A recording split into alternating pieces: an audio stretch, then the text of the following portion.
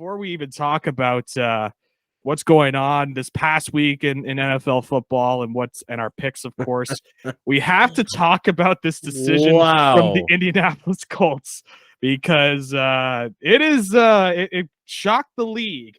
Not necessarily the firing of Frank Reich, which let's just dive into it right now. Frank Reich, no longer the head coach of the Indianapolis Colts, even though a couple of weeks ago, Jim Irsay said, oh, he's safe.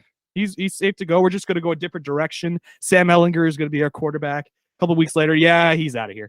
And so Frank Reich is gone. And so you say, well, it's another coach being let go. A little bit surprising considering the timing. Maybe he would be gone at the end of the season. But what was really surprising is who the interim head coach will be.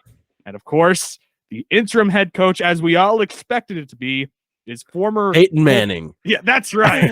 Peyton Manning is the head coach. The Manning cast is done. Yeah. No, it's his center, his former All-Pro center for the Colts. It's Jeff Saturday is going to be the new interim head coach for the Indianapolis Colts. I mean, I can't believe we're talking about Jeff Saturday being the new interim coach. So I guess we have to start with what do you make of this move? Like just looking at this Jeff Saturday move, how did you hear about it and your reaction?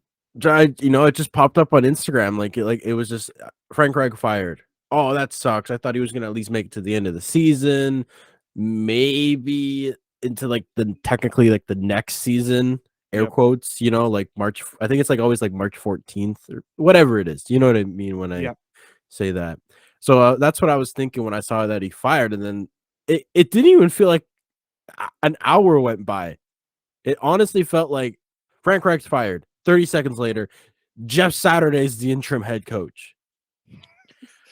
I will say this, and I know you're going to hate the comparison I'm going to bring up, even though I think it is a very good comparison.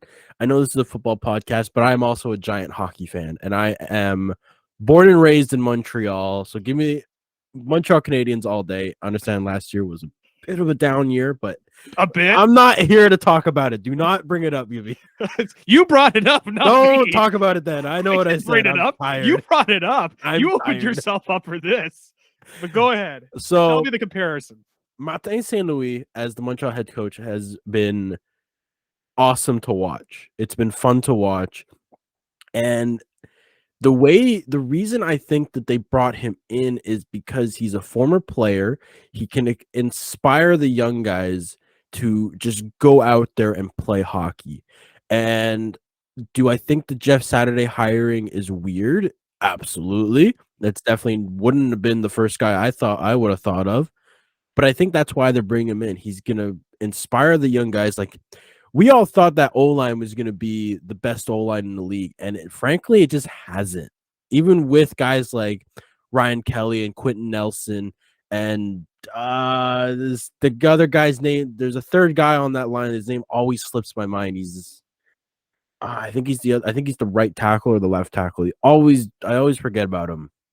I know his number though, 72.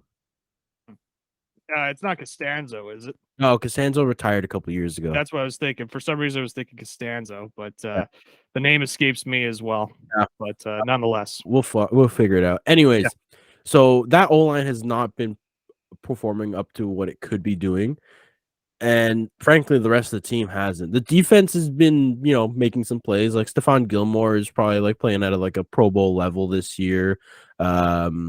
Shaq Leonard now, when he's on the field, is still very good. He's missed a few games so far this year. Forrest Buckner is obviously just a bloody wrecking ball, so he's always a guy you could trust. It's been that offense. So to bring in a guy like Jeff Saturday, he's going to inspire guys like Sam Ehlinger, Quentin Nelson, Ryan Kelly, Michael Pittman, even a guy like Jonathan Taylor.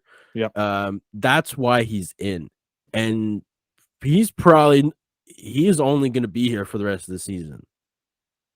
Unless somehow the Colts just do a complete 180 and are somehow competing for the top spot in the AFC South, he's only going to stay there for the season. But the only reason he's there now is to inspire the guys, and they will never say that. Jim Irsay will always say like, "Oh, well, Jeff, he there is a chance that he might stay on as head coach." No, he's not. He's there to inspire the kids that are playing on that team, and then he's gonna go. They're gonna go hire an actual coach. Yes, totally. I look at this move and I instantly just think, well, they're giving up on the season because there's absolutely no way. I mean, it was brought up that there is nobody on the staff for the Indianapolis Colts that has previous play calling experience. Nobody. Not Saturday, not any of the coaches. Like not even high school level play calling? Well, that may be different. It's just going to be reverses. Yeah. It's just going to be curl routes and end arounds all game long. But no, there's nobody on this team has any previous play calling experience, so they're going to have to figure that one out. So that could be a bit of a struggle for this team. Because as far as I know, calling plays is very essential in the NFL. Kind of important. Yeah, kind of important. Well, I only half jokingly say this. You know what? Who could be calling plays? Matt Ryan, the backup QB. Like, just imagine it's like, look, Matt, I know we brought you in as the starting QB. We benched you a couple of weeks in. You have all this guaranteed money. How about you be the offensive coordinator for the rest of this deal? You could be the highest paid offensive coordinator in the NFL. Honestly, that's not a bad idea. I mean, trying to recoup some money. Matty Ice, you should take that. It's just, hey, you know what? Like, if it gets you closer to the field, I mean, nonetheless, have you ever seen the clip of Peyton Manning going to Jeff Saturday on the sideline and saying, "Quit calling the bleeping plays"? Oh yeah. Yeah. They had such a bromance. Oh, it was amazing. I loved it. Like, and I just think back to that interaction. It's like, well, I guess Jeff Saturday will be calling the plays now based off of that video. I mean, it's so funny. I don't know when he sent this tweet out, but did you see his tweet? It just simply said, "Raiders suck." Yeah, Raiders look horrible. And guess who they're playing? The Raiders. Oh man, this should be a lot of fun. And so, well, let's dive deeper into Jeff Saturday and look at his previous coaching experience. Was he like an offensive line coach before he became an ESPN analyst? Was he at like a college somewhere? No, he has no previous professional or college level coaching experience. Not as an offensive line coach, not as a offensive coordinator, not even for college. But guess what? He was a high school football coach at Hebron Christian Academy in Toccoa, Georgia. Do you want to guess his record in his 3 seasons as the coach of the Hebron Christian Academy in Toccoa, Georgia? It wasn't a winning record, I could tell you that. It was a winning record. Oh, but the final season was not a winning record. Ooh. I'll say the total record he had in his 3 seasons as coach. From 2017 to 2019, he finished 20-16 as coach. 20-16. Yeah. Very, yeah.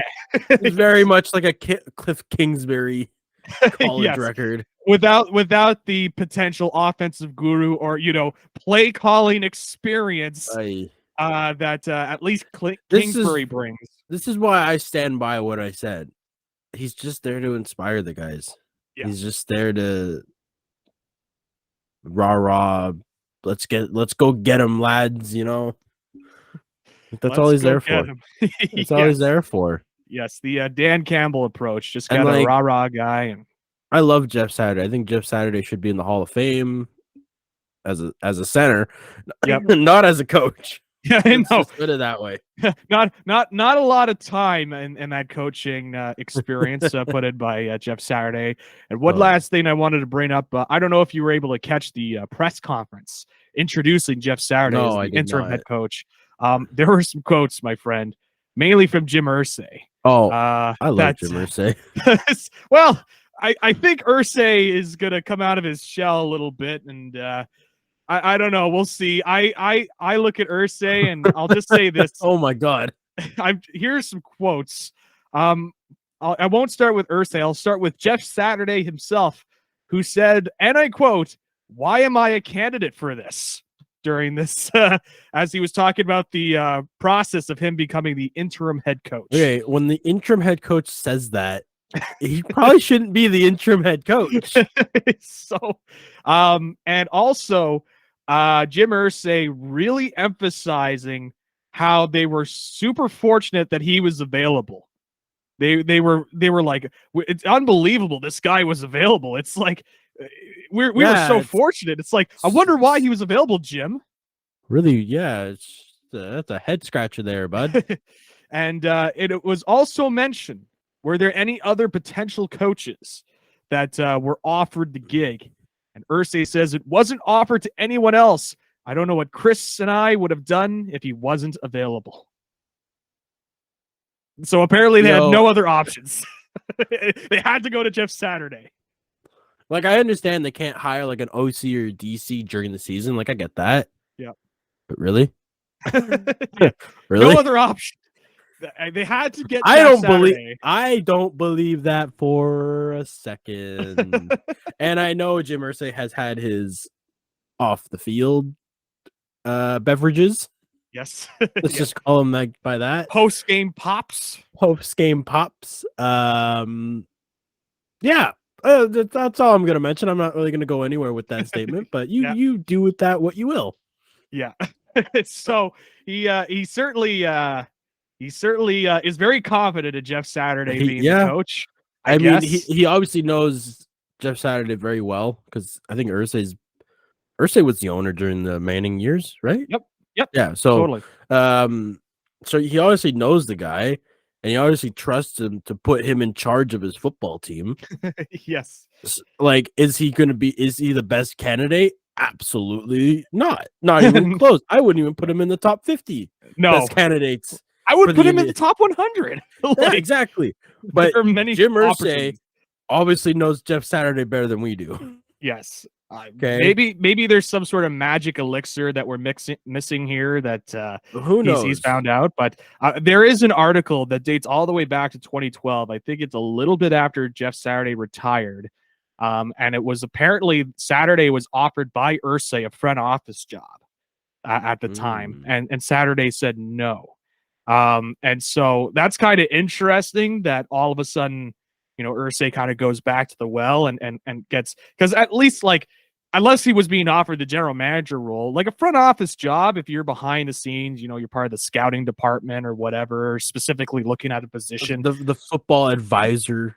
Yeah, exactly. And he was an advisor for the organization as well. So it's not like he was totally out of the picture in the Colts organization. Yeah. But to kind of like, it has to be brought up with the image that the NFL has had recently with minorities and minority coaches having a tough time getting a position.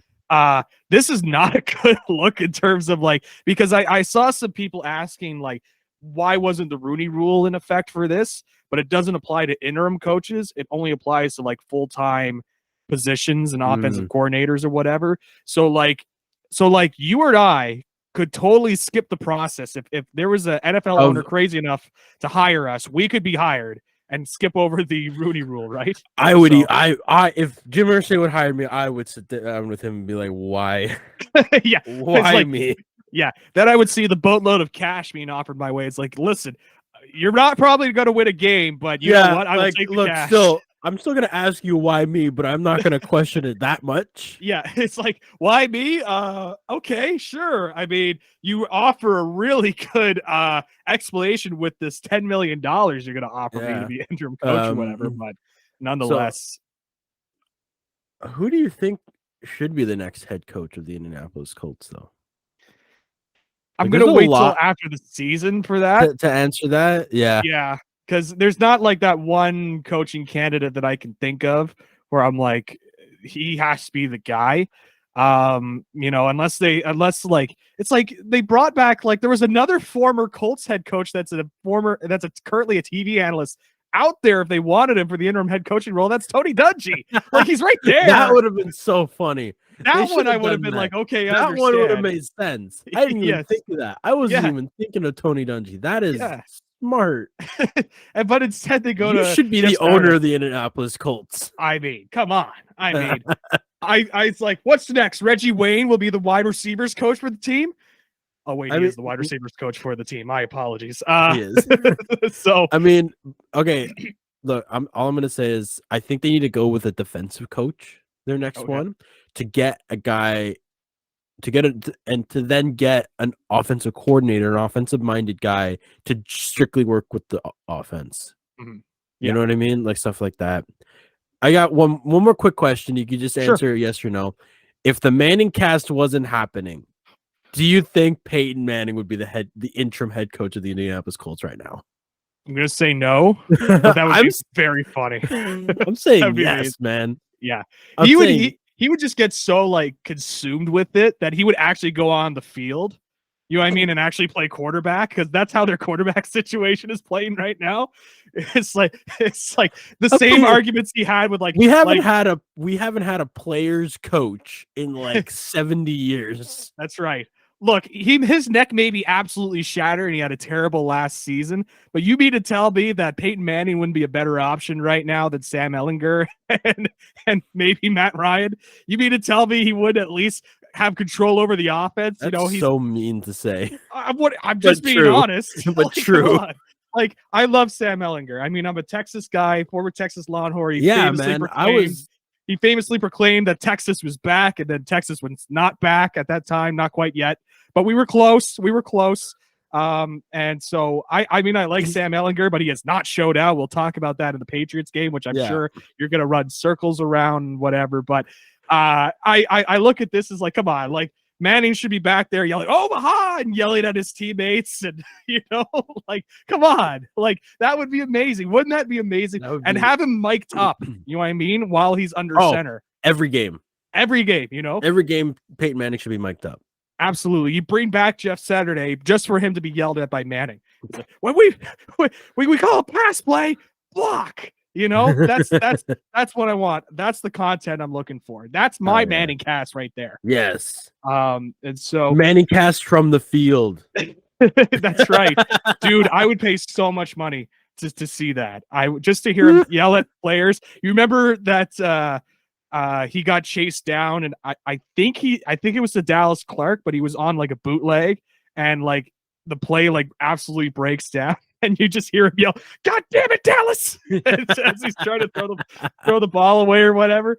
Yeah. And so we need more of that. We need more mic'd up Peyton Manning back on the field. So but the short answer to that question, no, he wouldn't be the interim head coach. I think he would be more into like an ownership role more than anything. And so anything else you wanted to quickly mention on it, or I think we pretty much covered all the bases.